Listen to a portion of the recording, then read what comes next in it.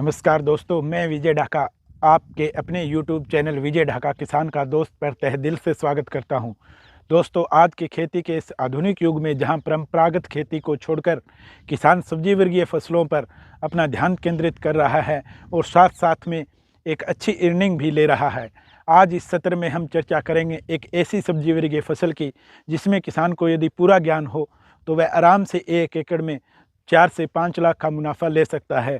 हम अपनी चर्चा को आगे बढ़ाएं उससे पहले मैं आपसे अनुरोध करता हूं कि पूरी जानकारी प्राप्त करने के लिए वीडियो में अंत तक दोस्तों हमारे साथ बने रहें।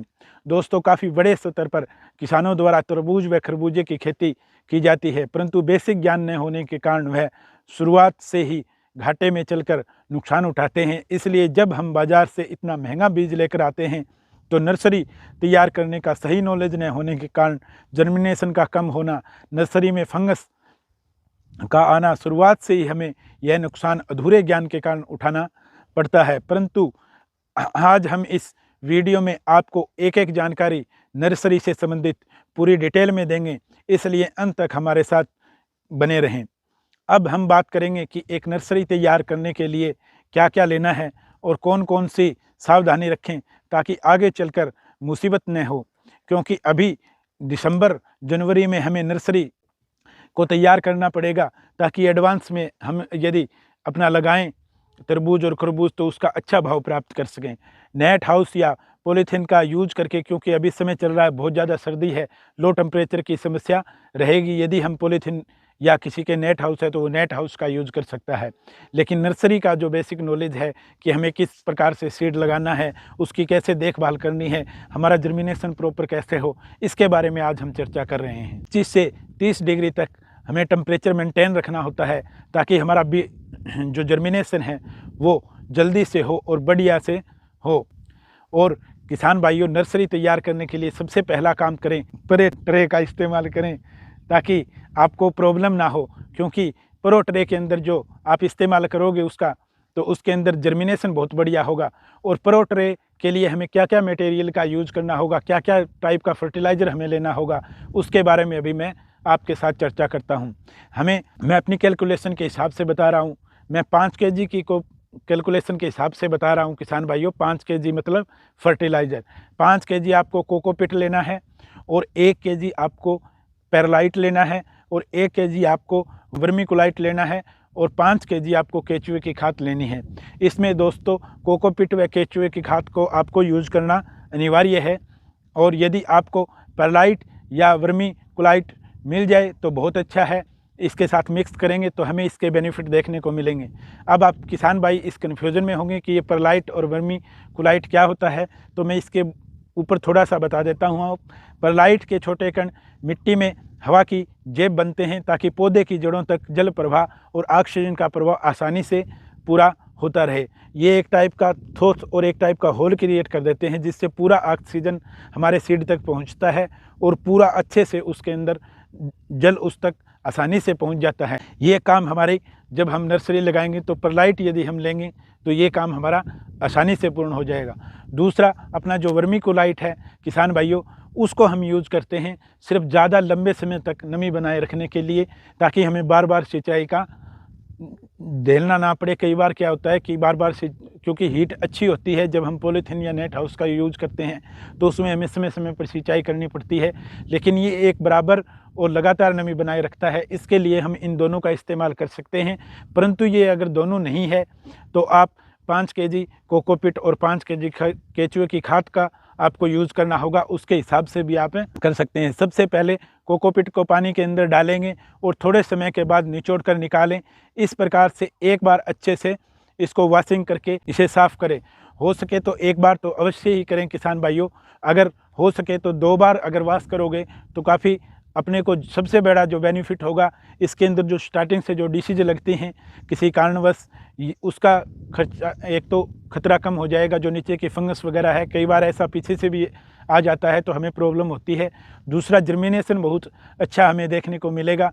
और इसको जैसे जैसे आप निचोड़ते जाएं तो एक तरफ किसी चादर के ऊपर या किसी प्लास्टिक की मोटी परत के ऊपर आप इसे एक समान परत बनाकर इसे सुखा सकते हैं।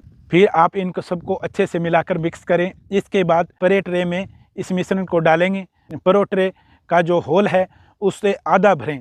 जो होल आपका है इसको आधा ही आप भरें, ताकि हमें बीज लगाने, क्योंकि उसके बाद उसमें हमें बीज डालना है आधा भरने के बाद, और बीज को बिल्कुल मिडिल में डालें ताकि जड़ वगैरह में कहीं कोई प्रॉब्लम न हो, और बराबर से चारों तरफ उसके कोकोपीट हो। और मिडिल में फिर एक बार फिर से उस मिश्रण को जो हमने किया है, जो अपना फर्टिलाइज़र का, कोकोपीट का और वो तैयार किया है, उसको बीज डालने के बाद आधा होल जो हमारा खाली है उसको एक बार फिर से ऊपर से भर दें। और उसको ऊपर से भरने के बाद आगे हमें क्या करना है वो मैं आपको डिटेल से बताता हूँ। जो बीज हमने लगाया है, जो बीज हम लगा रहे हैं, अपने तरबूज का हो चाहे वह खरबूजे का हो, एक बात थोड़ा सा आपको ध्यान रखना है कि जब हमें सुबह लगाना है या दोपहर को लगाना है, उससे 12 घंटे पहले आप उसको किसी बोरी के अंदर या किसी सूती कपड़े के अंदर उसको रख दें, ताकि वो हमारा जर्मिनेशन थोड़ा और पहले हो जाए और बढ़िया से जर्मिनेशन हो जाए।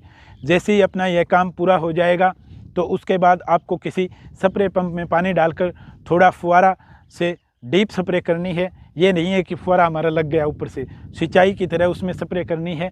स्प्रे पंप दूसरा भी आप कोई जग वगैरह बर्तन लेके भी कर सकते हो, परंतु ज़्यादा अच्छा जो रहेगा वो स्प्रे पंप से रहेगा। उसमें एक समान हमारी परोटरे के ऊपर सिंचाई हो जाएगी। दोबारा सिंचाई करें तो परोटरे को उठाकर उसे आप चेक कर सकते हैं। जैसे ही उसमें वजन आपको घटा हुआ मिले तो सिंचाई करें। जब वो हल्की आपको लगे जब उठाते वक्त, तो ये मान लीजिए कि उसमें पानी की कमी है, क्योंकि कोकोपीट और केचुए की खाद का कोई बहुत ज़्यादा वजन हमें ट्रे के अंदर देखने को नहीं मिलता है। जो वजन होगा वो लगभग हमारे पानी का होगा। जब वो वजन हम चेक करेंगे उठा के, जब वो वजन हमें कम लगे तो ये सोच लेना कि अब इसे सिंचाई की आवश्यकता है। जब हमारा जर्मिनेशन पूर्ण हो जाए और 2 पत्ते आ जाएं, जब तीसरा पत्ता निकालने लगे तो आप कोई भी अच्छा माइक्रो न्यूट्रिएंट्स लेके, जैसे एरिज का मोवोबिन आता है 3 ग्राम पर लीटर के हिसाब से, इसका डीप स्प्रे करें। ये ना सोचे कि पत्तों पे लग गया तो हमारा काम पूरा हो गया। अगर पत्तों पे लगते हुए तने के साथ ही नीचे जाएगा तो वहाँ पे भी हमें माइक्रो न्यूट्रिएंट्स की ज़रूरत है।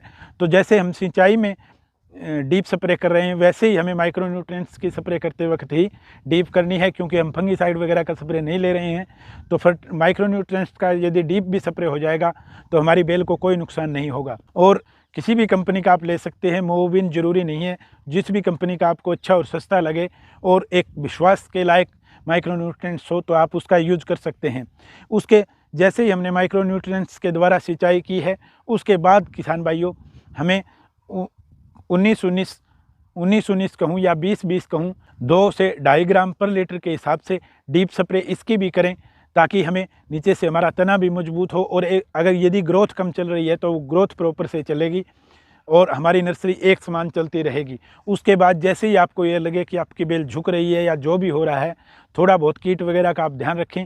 थायो वगैरह का स्प्रे, वैसे तो जब हम नेट में और पॉलीथीन में यूज़ करेंगे तो ज़्यादा कीट वगैरह की प्रॉब्लम देखने को हमें नहीं मिलेगी, लेकिन फिर भी उसका थोड़ी सी आप देखभाल और निगरानी में रहें। बाकी अपना जर्मिनेशन और नर्सरी को किस प्रकार से तैयार करना है, इसमें मैंने आपको डिटेल से बता दिया है। आगे जब हमारा वीडियो आएगा नर्सरी के ऊपर तो हम उसमें बताएंगे कि जब ग्रोथ ज़्यादा हो रही हो तो हमें क्या करना है, और जब ग्रोथ कम ले रही हो हमारी नर्सरी के प्लांट तो हमें क्या करना है। डिटेल में वीडियो डालेंगे किसान भाइयों। तब तक के लिए जय हिंद, जय भारत।